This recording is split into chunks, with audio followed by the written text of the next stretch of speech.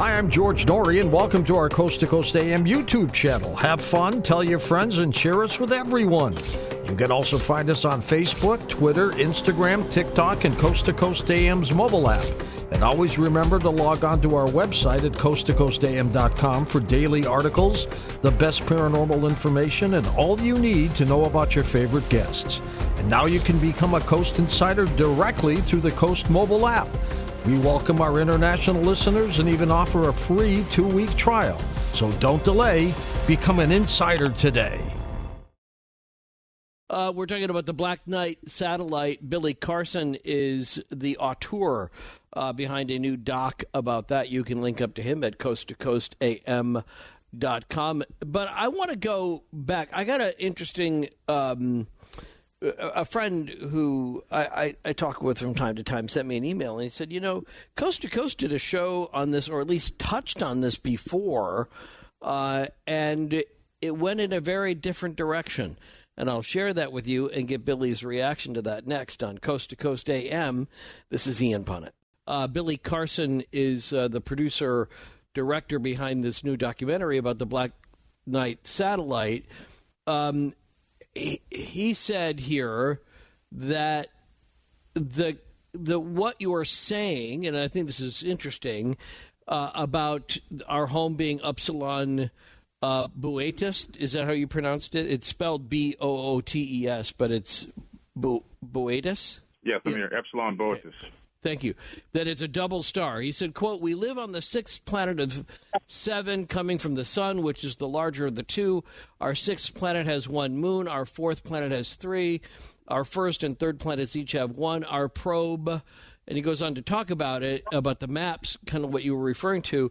But then what he said was that the original author of this theory was this Scottish guy named Duncan Lunan, who then later disavows it and says, he was completely wrong. There is nothing that connects this to the Black Knight satellite, and that it was going on bad science. And so where are you with that? That's a great thing. That's why we have Duncan Lunan in my documentary. Okay, and talk nobody about has that. been able to get to him. Yeah, Duncan Lunan's in the documentary. He was under a lot of pressure from some really high-up people to disavow his original discovery. Now, in 1953, several independent ham radio operators had come up with the same deciphering of the signal, which led them also to Epsilon, and where it was in the sky approximately 11,000 years prior. Duncan Lunan comes up with a number around 13,000, and he stands by his statement now within our documentary that he even had more information, but he was forbidden to publish it in Time magazine. As you know, his article made Time magazine in 1960 about the Black Knight satellite and the fact that this signal had given up a location of Epsilon Boötes. And after having a lot of pressure on him much later to disavow the statements that he had made, now, he's an older guy now. He's not worried about anybody coming after him. And he's in our documentary. We didn't pay him one penny, $0 paid, zero. We sent somebody out to his house in the UK, and we did an interview with him right there. And he says that there's even more that he wasn't able to say, but he stands by his word. But he stands by his previous word, not his retraction, which said that he had made outright errors and his methods had been unscientific. Correct. Okay. Now, what's interesting about this is there's a document from the NSA that uses the same method, and this NSA document, which is entitled Communication with Extraterrestrial Intelligence, comes up with the Epsilon Boötes, and this is also in the documentary. So I want to go over, if I can, some of the details we were talking about. So the concept here is that there is a series of references to an object, and that whereas you and others may tie them together, they just may all exist as separate phenomenon, but you see them as being interconnected. One of those is the fact that in 1899, Tesla had, in fact, received what he said were were radio transmissions from a place which he presumed to be something like Mars. But at the time, and I'd love to get your response to this, nobody knew about pulsars. Nobody knew what they were. And that's very likely all that he had come across was he was an early discoverer of that, 60 years before they became public knowledge. Possible. But you don't think so? Well, my documentary raises a question. Okay. It raises questions is what the documentary does. It raises a lot of questions, and it puts together a lot of pieces to the puzzle, and it paints a picture. Now, in my opinion and my hypothesis, based on enough circumstantial evidence, I believe that this is all pointing to something very similar, or one object, which, or maybe even more than one object, as some people have claimed, that seem to be up there orbiting Earth. Right. And that's what the documentary is about. But it raises a question, and it lets people come up with their own hypothesis for themselves. Right. And that sometimes that's, we can always do that. We can always kind of throw stuff out and hope that people will watch it. In this case, you can watch the video and more at forbiddenknowledge.tv. You can find out more by linking up to Billy Carson through the website. And I've been, like I said, and I'm so grateful that you agreed to come on. There was a History Channel thing years ago about the Black Knight satellite, and I'd seen that when it had originally run. And I've always been kind of curious about this, and was sort of waiting for somebody to do something definitive about it, because if this is out there and it's not space junk, then it's something. And if it's something, why can't we know what it is? If it's terrestrial, then maybe we'll never know because it's classified. But if it's not terrestrial and it's outside of our atmosphere, then we're left to do what you do here and what we've been talking about on Coast to Coast, which is to kind of surmise or to extrapolate from known data where you think that goes. So as we look at the Black Knight satellite, do you think right now they're just gathering data on us, whoever they are? Do you have a sense of why they would be so worried about us being so far away, though, from this home planet that you refer to? Yeah, well, technology allows you to close distances, vast distances, very quickly, especially if you're a million years more advanced than another species. Look where we came from with 100 years, coming from a horse, buggy, and carriage to putting remote control cars on other planets now. And so I think that they most likely would use, and we talk about this, we hypothesize about this in the documentary with an actual quantum physicist and an astrophysicist. Most likely they would be using quantum entanglement. So through quantum entanglement, you can communicate through vast distances, bypassing the speed of light, because quantum entanglement is instantaneous communication between atoms. And so if they've got that advanced technology, it's quite possible they could be transmitting that. Now, if you look at the myth of Adapa, a very famous tablet, it's talking about Adam from the Bible. This is before the Bible, though. And it's talking about the fact that Adam had been created higher than the Anunnaki themselves, that whatever they did with this Homo sapien, that it talks about the fact that he would even be able to rise up even higher than them, and that all the wisdom and knowledge of the universe was programmed into his body. And so if you're a race of people that have created or at least you feel like you're outnumbered, let's say, by billions of people, millions and billions of people, now there's billions, and they are advancing at an extremely fast pace because you've engaged their civilization, which is now tainted it and sped up the process of evolution technologically, then you would be very concerned. There's many, many texts in Sumerian tablets that talk about the concern of human beings advancing past them or being able to rival them. And so that would be a very good reason to want to monitor and watch and see, are they developing weapons that they can take into space? Are they able to travel at a percentage of the speed of light? Have they figured out how to create a warp drive or EM drive? All these things are great questions. Right. And if you're a civilization that's worried about potential rivals in the future for fighting for space resources, you'd want to watch and see what level a species is at. Well, this idea of space resources is very valid. I mean, we all know that there's, if nothing else, mining for minerals projects and other profit-driven motives, the possibility of a separate colony somewhere has been floated around for decades. But mostly, if I were somebody that was looking at this planet from a million miles away, I'd be looking at it going, no worries there, because these people are they're entertaining themselves to death. And they just. But we're advancing still fast. Yeah, the education's breaking down. All they want to do is make videos and talk about each other and take pictures of their food.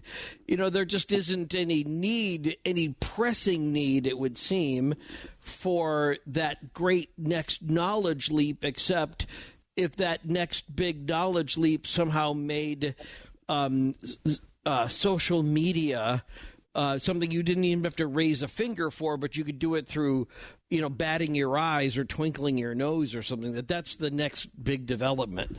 In which case, I would think, what do they care? Right. Well, I think that they're watching not us, meaning the people who are just the basic population, but these governments that have running these black budget projects and these space projects and these, the X-33B, for example, the X-33B goes into space for 754 days at a time.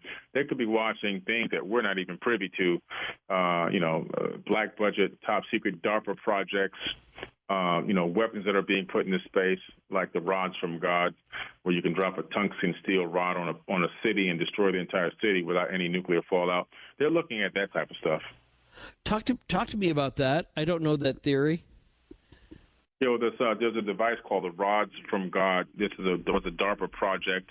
It's a satellite that holds 20-foot tungsten steel rods, no warhead at all on them. It could be located and placed over the satellite itself can be put over any country. And with pinpoint precision, they'll release a tungsten rod that literally uses kinetic energy, and it will drop within meters or centimeters of the location where they want to target. And just through kinetic energy will completely implode that entire area, leaving no nuclear fallout because there's no warhead at all. It's just a kinetic energy weapon. It's a hammer. Yeah, a hammer. A Thor's hammer. Yeah. And it just, you would hammer something, and it just like if you were hitting a hammer on on a stone or on concrete, you'd destroy the integrity of that, so that even what you didn't destroy at first with one blow of the hammer later on could be destroyed by purely natural, freeze and thaw cycles and everything else that would happen after it. Yeah, that's very. I've never heard that theory. Is that something that actually got off the ground, if you pardon the term? Yeah, it's already done. This, the rods from God. It's already a real project that already exists. Yeah, when you say real project, but I mean, where is it? Where is that? Because I would be really concerned about rods from God. Yeah, well, it's available online. I mean, you can actually look it up. It's a DARPA project. Okay, all right. Yeah. I'm going to go to the questions early because there's a lot of people interested in this, and we'll do it at the bottom of the hour. Billy Carson is the expert on this secret space program, the Black Knight satellite. I'm impressed that you, as a producer and a director, went back to Duncan Lunan. How did you know to go back to him and get him to talk about the fact that he now says he had been silenced? Well, through my research, I had found out that Duncan Lunan had come up with this deciphering of the signal, and yes, I found out that he had later went back on his word.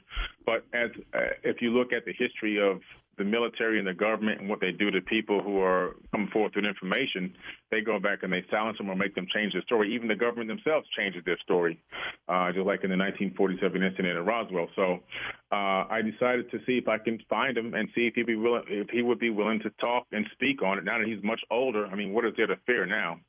Right? And he was willing to talk. And he hints that there is more, but he did not say what that more is on your documentary. Right. Okay. Correct. You will probably disagree about this, but or perhaps I think a lot of people have a lot more faith in government or people than I do.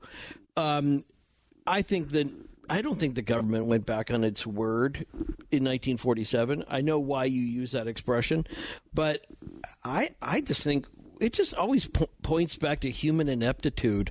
We're always just kind of figuring stuff out in real time, and we say something, and then we realize, oh, that was wrong. And, all you can do is just go, oh, no, I was wrong.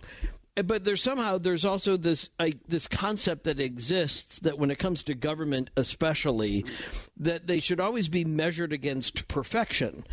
Like somehow just being in the government makes them more than, or however you want to look at it, less than human, that they don't do the same stupid stuff that we all do, which is make up a story to cover something else. So would you say, if you had to put percentages on this, what percentage do you believe is likely true that the Black Knight satellite is space junk, that the Black Knight satellite is an NSA project or a spy satellite from another country that we don't want to admit is out there or has capabilities, or the percentage that you think the Black Knight satellite is linked directly to an ancient culture and is used as a monitor for Earth? I would say about 75%. I believe it's used. Ancient culture has used it as a monitor for Earth to watch over mankind. Okay, and your confidence in that. Do you? I mean, I know that we were discussing some of the timeline for that earlier, and if people missed it, they could go back and listen to that on Coast to Coast. But other than the timeline of that, is there anything that you've been able to determine as being indicative of that type of microscope over us from the Black Knight satellite? Is there anything that we have in the objective scientific record that says what it has done, or things which is beyond conjecture? No, this is conjecture. When I say, we hypothesize in the documentary what types of communications could they possibly be using if it is an object up there that's watching us.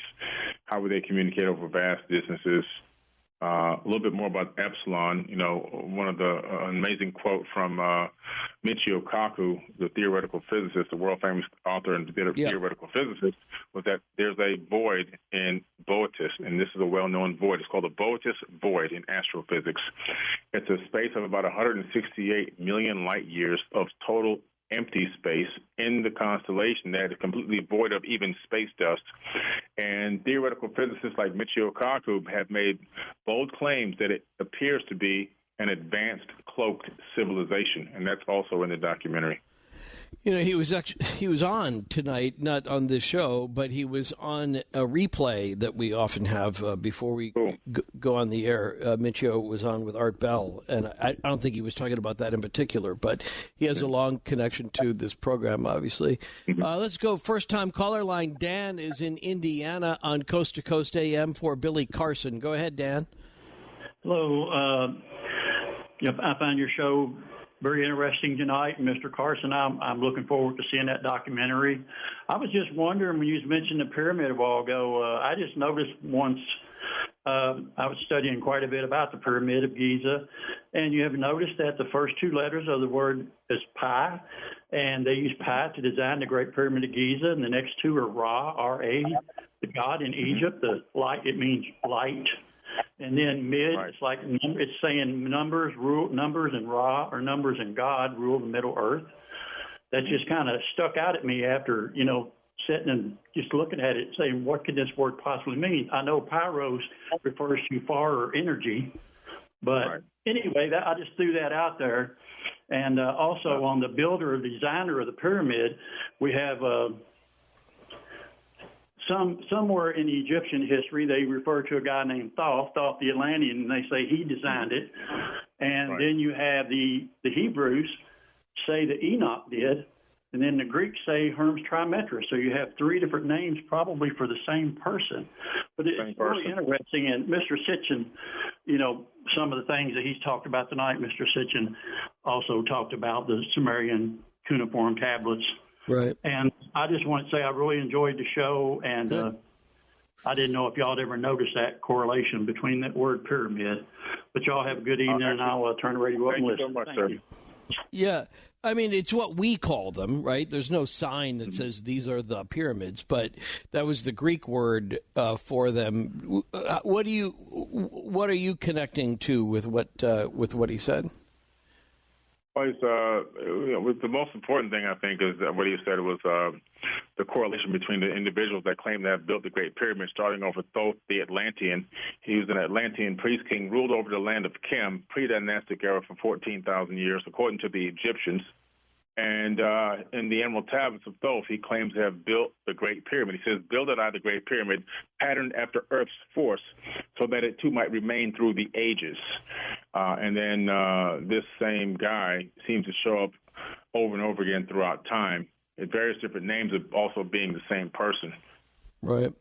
I had always understood that the Greek word that is the core of what we call pyramid, it was a reference to the shape of it, and that it came from the what was it, like a wheat cake or like a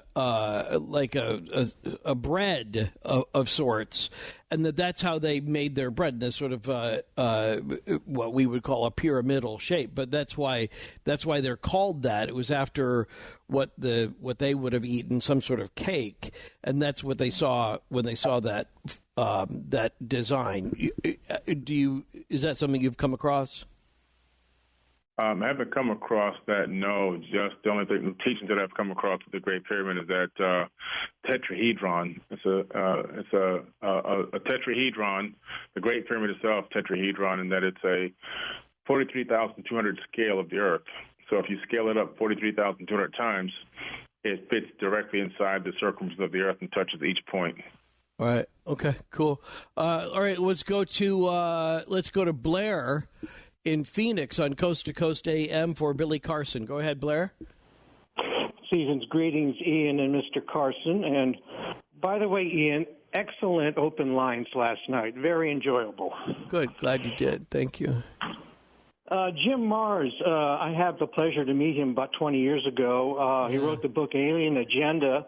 Yeah. And Mr. Carson, regarding your thesis about the power of Adam, well, if a theory that's going around in my circles, Adam and Eve were biological uplifters that prematurely mixed with some of the native evolutionary humans, whereby Eve conceived Cain, the ultimate half-breed, resulting in a physical/spiritual quarantine being initiated, where Jim Mars in his book Alien Agenda quotes near stationary orbiting satellites in place having to do with, quote, quarantine monitoring. So what's the term quarantine mean in your theory, sir?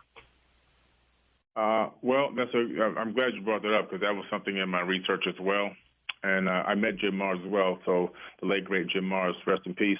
But quarantine meaning, in my opinion, just based off of the text and the research that I've done, that this Eden that they had was an actual outdoor laboratory.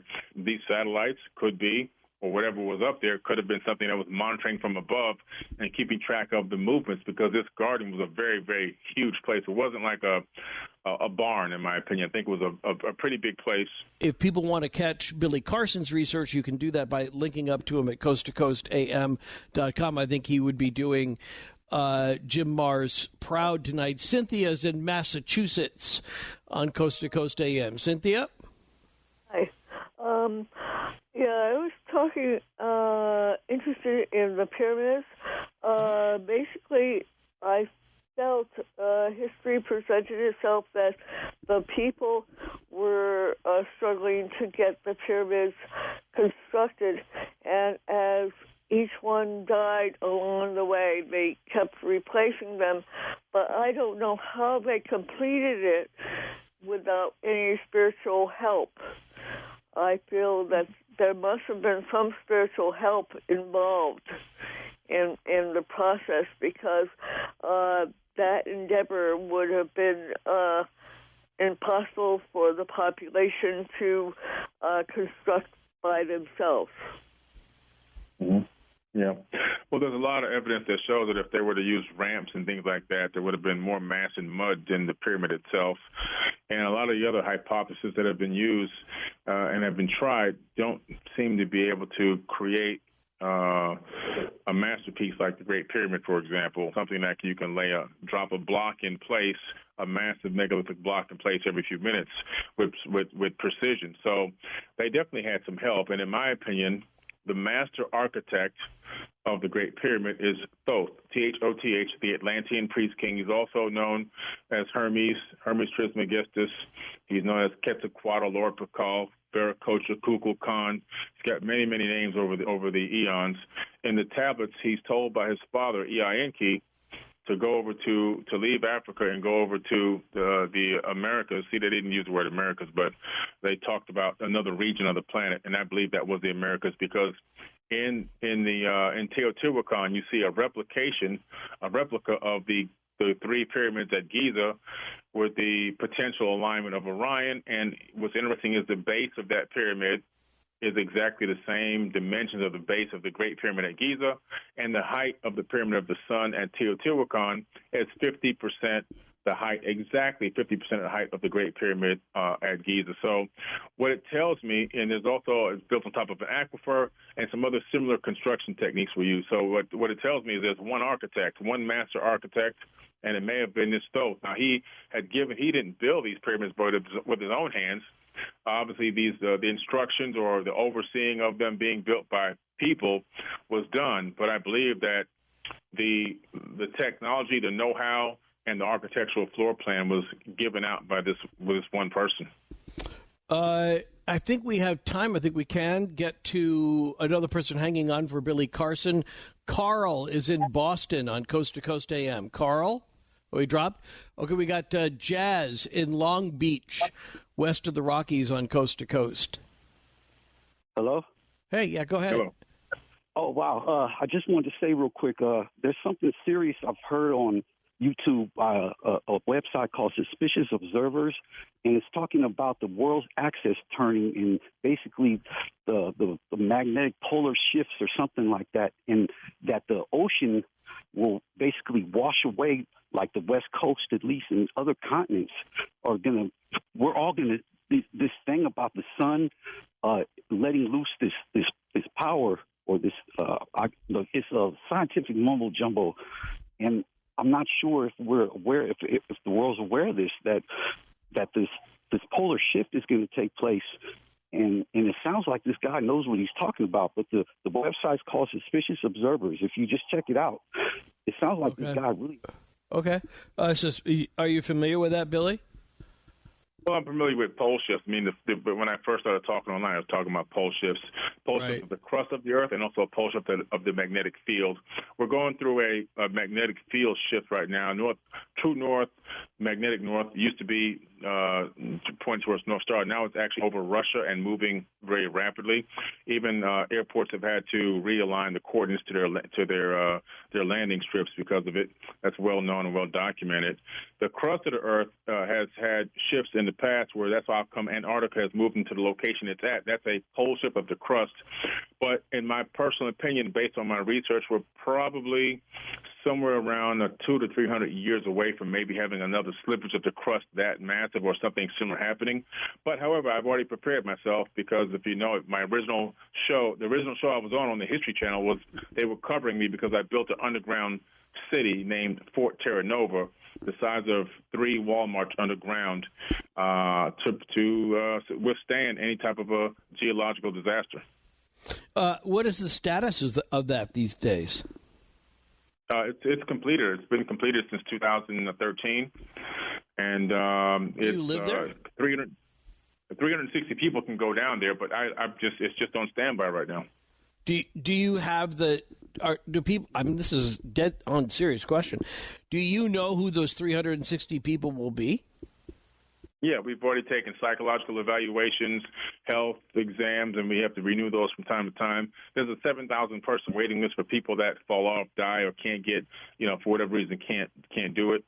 And I'm going to build a second shelter as well. We're looking for a new place right now. I'm going to hire a new geologist and build one even a little bit more advanced. The one we have now, we're going to actually empty out all the food and redo all the stored food, because now with all the glyphosate and gluten, what do you call that stuff now? We're finding out that stuff is in there in the wheat, so we have to replenish now the whole 1 year supply with the food for everyone, but we're working on that now. But yeah, it's a big project. There's 100 acres of land on top so that we can mine it in case we come out and, we have to start fresh.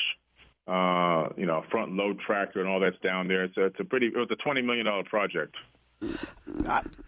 How do you what's your plan? This is going to sound awful, okay? So I'm a little sometimes suspect about human nature, and I see repetitions in history, particularly through even early American history. But I also know that there is something about our psyche that feels the need to try to always, by and large, not always, but in the larger the group gets, the more likely there are going to be people who want to dominate, want to control, right? And then they're going to want to punish and or create laws on people so that there's always somebody that's disempowered or marginalized. When we come... I want to get back to the subject. We're going to give the numbers again coming up in just a second. I'm really fascinated by that, Billy, because I'd like to know what you plan on doing in the event that this should happen and you've got 360 people that move underground. How will you police that? And what are your expectations for what would happen if there was an insurrection? What was your plan for law and order? Well, we have, first of all, it's a very strict psychological evaluation to get into, to be able to even get in an interview process is extensive.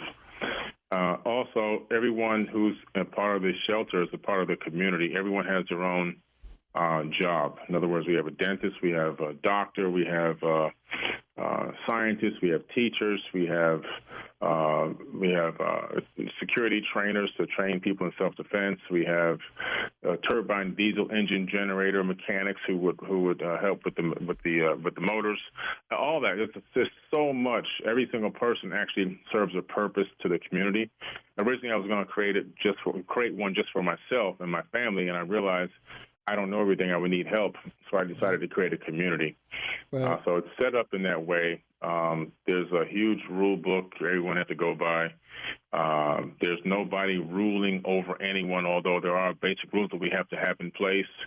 There's different types of special type of clothing we have to have on to protect the air ventilation system and everything. But it's a pretty elaborate system. Could there be an insurrection or an uprising or something like that? It's possible. I mean, we're dealing with people. Yeah. But I think there's enough checks in place and enough people that are on the same frequency that I think we'll be okay. If it even comes to that, we may never use it. No, you absolutely captured my imagination on this. Yeah. So, weapons? Will the people be allowed to bring in weapons? No, they're not allowed to bring in weapons, although we do have a cache of weapons in the facility to utilize in case we have to defend ourselves against an outside force. When things get rough and tough, and sometimes people get rough and tough. And so if there's meager food and water supplies on the top and they find out where we're at in some weird kind of way, which would be hard to do, but if they did, we'd have to protect ourselves. And where generally is this located? We can't give the precise location because that's top secret only for the members, but it is in northwest Georgia. You have to be 700 miles away from coastline, 700 feet at least above sea level or higher, which we are, on a gradual incline. Can't be on any fault lines. Can't be downwind from any volcanic activity. Can't be within 40 miles of any nuclear power plants. Sure. You can't have argon gases and so many different types of gases in the strata. A lot of work and research went into it. I'm sure there was. It sounds like up around the Ringgold area, because there were already a lot of mines up there back when I think they were pulling gold out of. That was one of the early gold rush locations, was in North Georgia. So I don't know. That's my guess. What do you call it? Fort Terra Nova. Terra. You can go to the Instagram account, Fort Terra Nova. You can see some of the construction process, some of the final interior process with people actually when we're looking around. It's townhouse style living underground. Okay, that's fascinating. I guess you couldn't call it Carson City because it's already taken. It's already gone.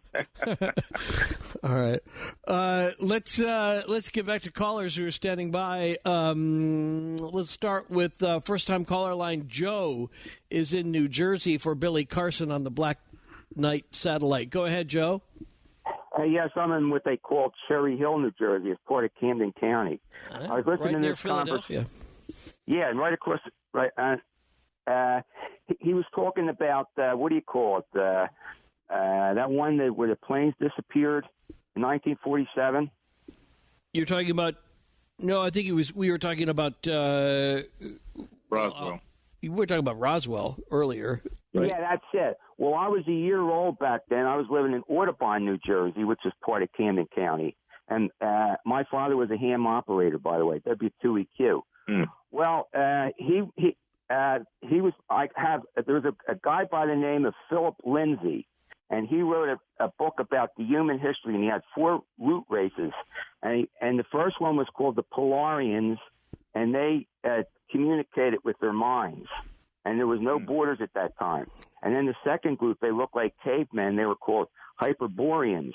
And then the third group, the people from Morris, they were, what do you call that? They have 2 sexes instead of 1 sex. And they had like a middle eye. Then came the people from Atlantis. And apparently the ones from Atlantis were the ones that started the pyramids. And the people from the Morris are the ones that started, like they have like these statues or so on the Easter Islands. So I wanted to tell about that. And they never mentioned, for some reason, the first dynasty of Egypt. The guy's name is Menes. They never mentioned that. And I wonder why. Okay. All right. Well, I'm not sure that falls in Billy's wheelhouse, but go ahead, Billy. That's pretty interesting. I mean, I do agree with one thing, that the Atlanteans are responsible for building of the pyramids, or at least laying down the architectural floor plan of how to build pyramids all around the earth, because I believe that the Atlantis that people know of as the Ring City was just one capital of many capitals on Earth, and that everywhere on the entire planet Earth was Atlantis, because Atlantis was a global civilization, which is why you can find the similarities between construction techniques and megalithic structures all over the world. Jerry, west of the Rockies in Vegas on Coast to Coast. Jerry? On. Go ahead. What I wanted to do was just make a comment. I had watched a documentary on the cable about the abductions in Nome, Alaska. And in fact, during one of the abductions, there was a recorder on, and they recorded Sumerian voices on that recording. So I believe that the Sumerians are still around. Well, it's possible. I mean, if you read I went to the Ashmolean Museum in Oxford, England, a few months ago, and I went there specifically to look at the Sumerian Kings List, which is a list of kings that ruled over Earth before the Great Flood swept over the land. And we're talking about massive times that these guys ruled. One man would rule for 28,800 years. Another one would rule for 14,000 years. Another one would rule for 7,800 years. I mean, the years of rulership, of kingship, were just incredible lifespans. And so, to me, just that alone is enough for me to believe that these people had the capability of extending life, or maybe even learning how to clone themselves and transfer consciousness. Various different ways it could be done, but in some way they had mastered it. in my opinion. Yeah, what's interesting about that, I hear this, there's a similar argument that's made about when ages are given in the Bible, that it was a way of expressing, it was a nuanced way of expressing holiness or a kind of a divine spark or something that people were identified as having lived these extraordinary lengths of time. And so that's how I kind of hear something like that. But you think this is a believable factual record that would say somebody they specifically say they base it on shars, and a shar, according to the ancient Sumerians, is 3,600 years, and so these shars basically break down the years. And when you add the shars together, you get the total amount of years of kingship, and that's how it's laid out. And so they're basing it on a specific number. They didn't mention anything spiritual or etherical or anything like that. They're basing it on an actual number of orbits around the sun. And they specifically named, like Alulim, he ruled for 28,800 years. Alajar ruled for 36,000 years. And they're basing it on shars, which are the cycles of time that they base things on. Joe is on a wild card line on Coast to Coast in Maryland for Billy Carson. Go ahead, Joe. Yeah, hi, Mr. Ian. Hi, Mr. Billy. How you guys doing tonight? Great. Go for it, man. Good. The Black Knight satellite, that's like 15 tons, correct? And it's been in orbit about 15,000 years, right? Yeah, they're estimated between 11 and 13,000 years based on the alignment of the 11 and 13. solstice. Yeah. Right. Okay. Well, we don't have the capacity, I don't think, to launch a satellite that big, and also for it to be so long, to come from on the Earth before, or from an alien race, because we don't have that capacity. Plus, it's still sending off signals.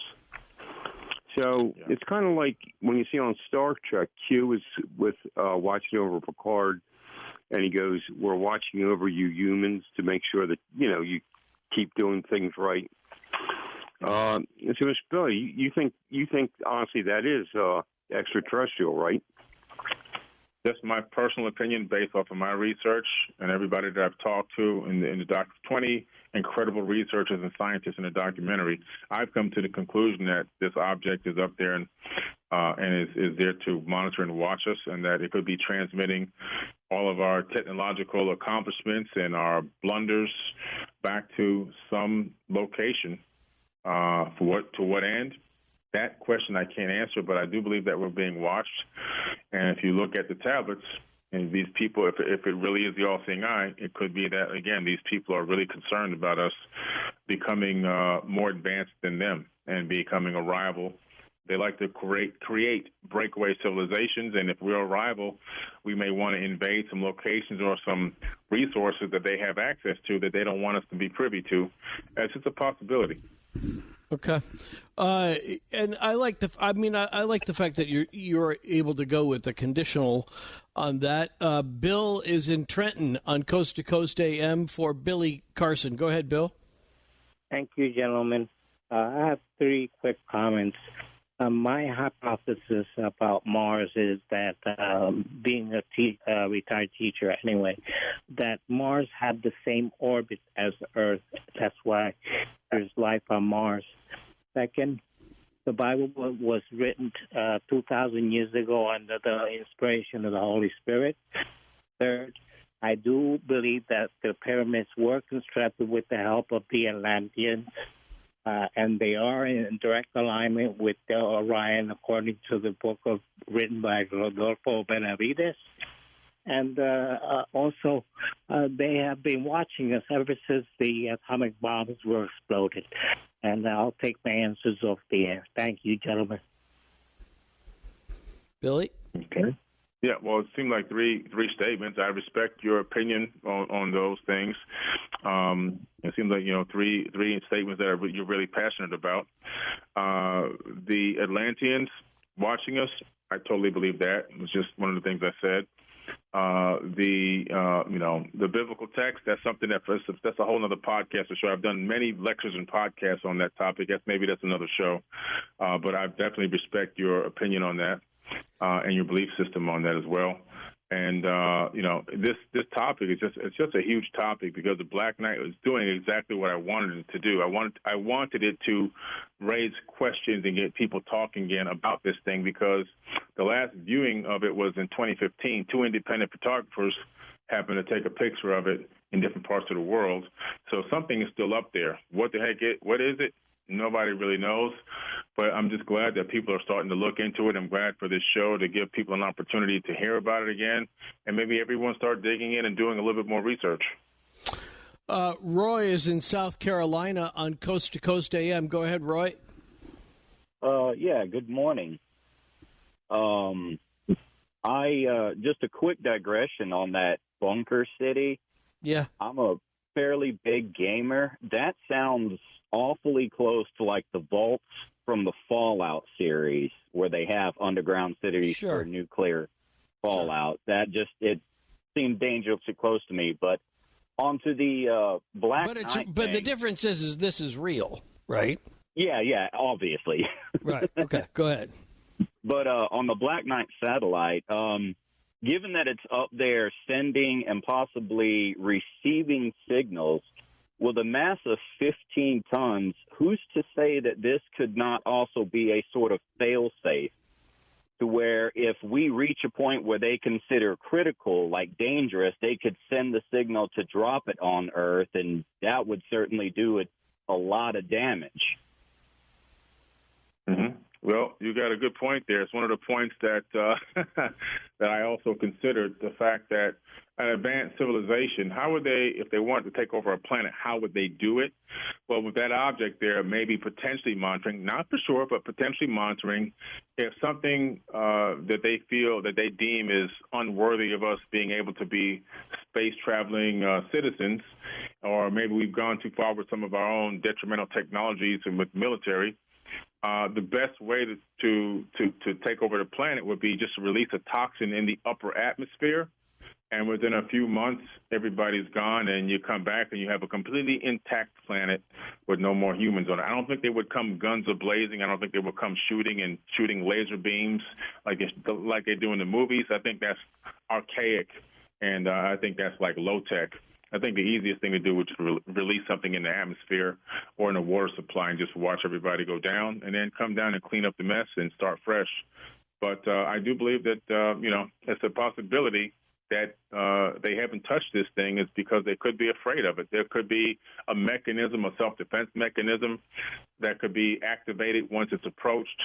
Nobody knows. So my personal opinion, the best thing to do is just leave it alone.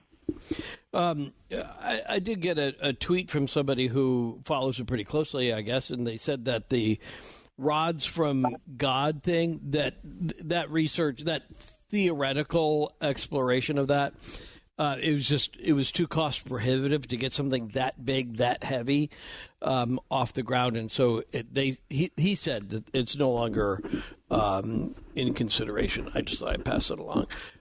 Billy's that's what I would say too if I didn't want people to know it was up there. Yeah, okay, but I guess we can kind of do that all day long, right? I mean, where is the horizon line of truth ever then if it's just based on what we think? I don't know. I kind of like to have more than that, but I'm a journalist by nature. So we'll come back then. Last half hour on Coast to Coast. Your questions. You be engaged with Billy Carson and the Black Knight satellite. Sorry, I keep saying that. Black Knight satellite documentary, which we've got linked up at coasttocoastam.com. This is Ian Punnett. Alexis in Texas on Coast to Coast AM. Alexis? Yes, sir. Hi, you're talking with Billy Carson. Go ahead. Hi there. So I was late to tuning into the show, but I was just curious if you were familiar with Edgar Casey's readings and if any of that might have been included in your research. Oh, that's a great question. Edgar Casey was an amazing person. We looked into some of his research, but we didn't include any of it in the documentary. However, he did have reference to advanced beings from space, and as well as some type of technology potentially underneath the Sphinx and many other incredible things, but we just didn't utilize it. Only reason why is because we were trying to get people that we can talk to that had some either sources or some firsthand knowledge, and we couldn't get a hold of anybody from there that can give us any insight. How much time have you spent studying utopian movements in the United States, or the colonies that came here with the same kind of utopian ideals of we're all going to work together, there's no central authority, we all will share in our self-governance, all of that? Yeah, looked into it a lot, actually. I mean, a lot of them have actually obviously failed. There's no guarantee that this will prosper. But it's just something I thought I'd do, because it doesn't have to be used for a global disaster or a war. It can be used for, imagine if the people of Hurricane Katrina could have went there and had a safe, comfortable place and dry bed, fresh water, food, and everything else to drink and eat while their city was being, taken care of or whatever. I don't even know whatever happened to that city, to be honest with you. Probably had to rebuild everything. But a place to go temporarily. I mean, it could be a temporary disaster that can happen that can force people out of their homes. It could be Tornado Alley could go through and rip up, 100 houses and destroy families, and they need a place to stay. There's various different reasons for it. Also, I've been looking into utilizing it as a research facility to test what would happen if you put people down there. And so there's a couple of places that we've been talking with that are waiting on their grants to come through and so forth to be able to run those kind of research studies. Well, to your point, I mean, Katrina, mostly the lower Ninth Ward and large parts of New Orleans having been wiped out by the storm surge and then going up around the Louisiana and then right around to past Christiane and some of the other communities along that crescent of the Gulf, that those communities, if you had given people refuge, instead of them going to Houston or having them go, further up into like Monroe or something in Louisiana, if you had taken those people and you said, look, please come here on the condition that we're going to observe you and how well you do with these rules.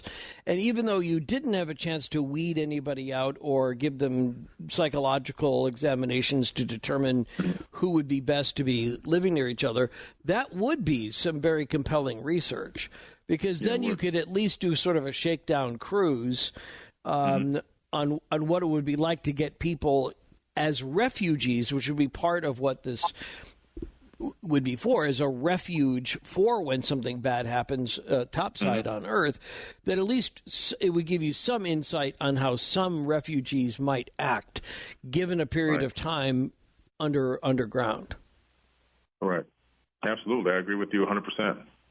Billy is back, the guy in Peoria who has gone before to talk to Billy Carson on Coast to Coast. I am so sorry, Ian. Thank you. Good morning, good evening, good afternoon, wherever you may be. In honor of Art Bell, Ian, thank you so much for being one of the best hosts on Coast to Coast AM. Mr. Carson, I was wondering, what is it? The X-22 that shuttlecraft that's been flying around space for 9 years now? What? Yeah. X-30. You talking about the X-33 and the X-33B? Yes, sir. Yes, sir. Yeah. I was wondering if the whole reason why they launched that thing was to go try and chase down the Black Knight and see what it was doing. It's an interesting thing. I actually looked into that potential. I had to evaluate all possibilities. Was this thing up there covertly observing the Black Knight and things like that? But what I found was something a little different. And just from some of my own sources from the military, it seems as if this thing, and it's top secret, so they can't tell me specifically what it's doing, but it seems as if this shuttle program, they're cargo ships.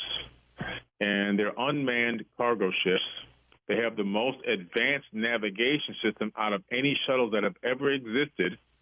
And I'm almost wondering if these things are doing trips back and forth from here to Mars, maybe dropping off some type of preliminary cargo that needs to be there for a military establishment. They wouldn't even tell us anyway. But there's got to be a reason why they're going up into space for 2 years at a time and things like that and then coming back. They announce the launch and announce the landing, but they don't tell you what's the cargo and where they've gone with that cargo. So it's pretty interesting. You were wonderful with the callers, and I hope maybe even challenged on a couple other things as you move forward in your research. Billy Carson, again, link up to Billy through coasttocoastam.com. Good luck with Carson City, the underground Carson City. I swear to you, I'll be following that. I love that thought, and I think that it's neat that you're in charge of it. And I know you're not even saying like Emperor Billy. You're not gonna lord over it. You may not even make it, but the fact that you're building it is pretty cool. All right, I don't know when I'll be back. Thank you so much. Have a happy holiday, Billy, whatever it is that you celebrate. And then in the beginning of the new year, I'll be back again. To everybody else, in the meantime, drive carefully, be safe. Deus te amat, and I do too.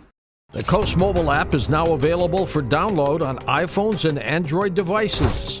You can become an insider directly through this app. This is a great option for our international listeners, and new users will also receive a free 2-week trial.